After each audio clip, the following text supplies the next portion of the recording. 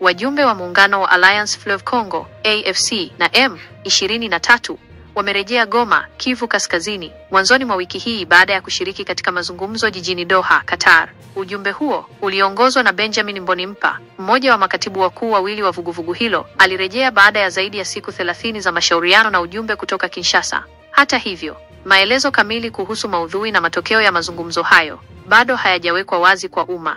Mazungumzo ya Doha yamekuwa yakiendelea kwa wiki kadhaa, yakilenga kutafuta suluhu kwa mzozo unaoendelea mashariki mwa Jamhuri ya Kidemokrasia ya Kongo. Duru za awali za mazungumzo ziliripotiwa kukumbwa na kutokubaliana, na kufikia mapema Mei 2025 hakukuwa na maendeleo dhahiri yaliyotangazwa.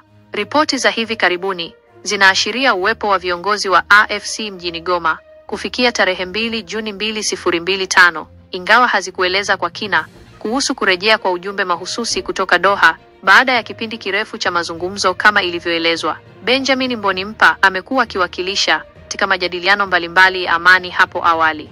Hadi sasa, vuguvugu la Alliance Fleuve Congo linaloongozwa na Corneille Nangaa halijatoa taarifa yoyote rasmi kuelezea kilichojiri katika mazungumzo ya Doha au kuhusu kurejea kwa wajumbe wake. Ukimya huu unaacha maswali mengi kuhusu mustakabali wa mchakato huo wa amani na makubaliano yoyote yanayoweza kuwa yamefikiwa au kushindikana. Umma na jumuiya ya kimataifa wanasubiri kwa hamu kupata ufafanuzi zaidi kutoka pande zote husika kuhusu hatima ya mazungumzo hayo muhimu kwa amani na usalama katika eneo la Maziwa Makuu.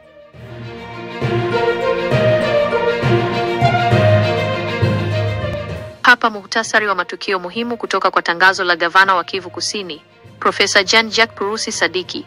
Kivu Kusini yakaza kamba dhidi ya maafisa wanaoshirikiana na M23 AFC.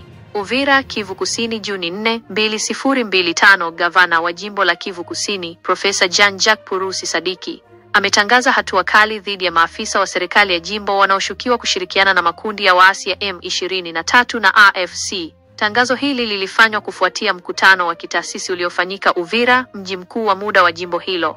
Mkutano wa kitaasisi na hatua zilizochukuliwa. Mkutano huo uliwaleta pamoja manaibu wa mkoa, wajumbe wa ofisi ya bunge la mkoa na serikali ya mkoa. Kiini cha majadiliano kilikuwa ni usimamizi wa maafisa wa jimbo waliojiunga na makundi yanayochukuliwa kuwa adui wa mamlaka ya Kongo. Profesa Purusi alisisitiza kuwa kuna maafisa ikiwemo wakuu wa vitengo na wakuu wa ofisi ambao wameorodheshwa na AFC M23 na kwamba hatua kali zinahitajika. Hatua zilizochukuliwa ni pamoja na mstari wa kuwaondoa maafisa hawa katika utumishi wa umma. Mstari wa maafisa wote wanaoshirikiana na makundi ya waasi wataondolewa mara moja kutoka kwa nafasi zao za utumishi wa umma. Kurejesha namba zao za usajili. Mstari wa maafisa hawa zitarejeshwa ili kuzuia kuendelea kulipwa mishahara. Kuzisambaza kwa maafisa wengine waaminifu.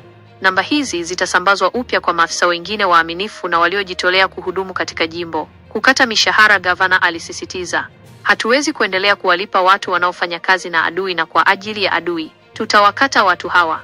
Ushirikiano na serikali kuu. Serikali ya mkoa imeelezea utayari wake wa kuomba msaada kutoka kwa serikali ya kitaifa, hususan Wizara ya Utumishi wa Umma. Lengo ni kuhalalisha hatua hizi na kuhakikisha kuwa mishahara ya viongozi wanaohusishwa na adui haitalipwa tena. Lengo la hatua hizi zimechukuliwa kama sehemu ya juhudi pana za kupambana na vitendo vya uhaini na kuimarisha mamlaka ya serikali katika eneo ambalo limekumbwa na ukosefu wa utulivu wa kiusalama kwa muda mrefu. Mishahara itaendelea kulipwa kwa viongozi waliopo na waliojitolea kuhudumu jimboni. Huu hapa muhtasari wa mpango wa gavana wa Kivu Kusini wa kuimarisha usimamizi wa fedha za umma. Ukaguzi mkuu wa fedha vijijini. Kivu Kusini yaimarisha usimamizi wa mapato ya madini. Mwishoni mwa mkutano wa kwanza wa kitaasisi huko Uvira, gavana wa Kivu Kusini, Profesa Jean-Jacques Purusi Sadiki, alitangaza mpango muhimu wa kuimarisha usimamizi wa fedha za umma katika jimbo hilo. Mpango huu unahusisha kuundwa kwa ukaguzi mkuu wa fedha IGF vijijini. Lengo la IGF vijijini, kulingana na gavana, IGF hii ndogo ya vijijini italenga kuboresha ukusanyaji wa kodi moja kwa moja kutoka maeneo ya uchimbaji madini, hasa katika maeneo ya Fizi, Mwenga na Shabunda ETS. Sababu za mpango huu.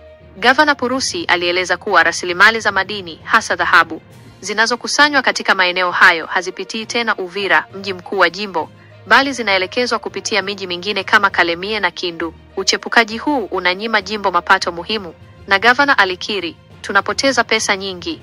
Faida zinazotarajiwa.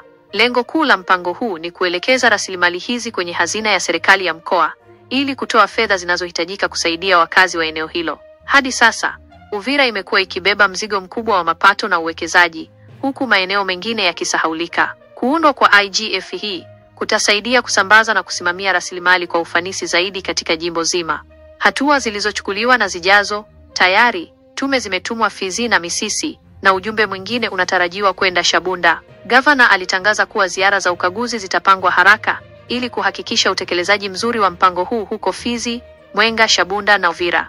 Mradi huu unaonekana kama jibu kwa usawa wa maendeleo katika maeneo ya Kivu Kusini, ukitarajiwa kuimarisha uwazi na ufanisi katika ukusanyaji wa mapato na hatimaye kuwanufaisha wakazi wa jimbo hilo.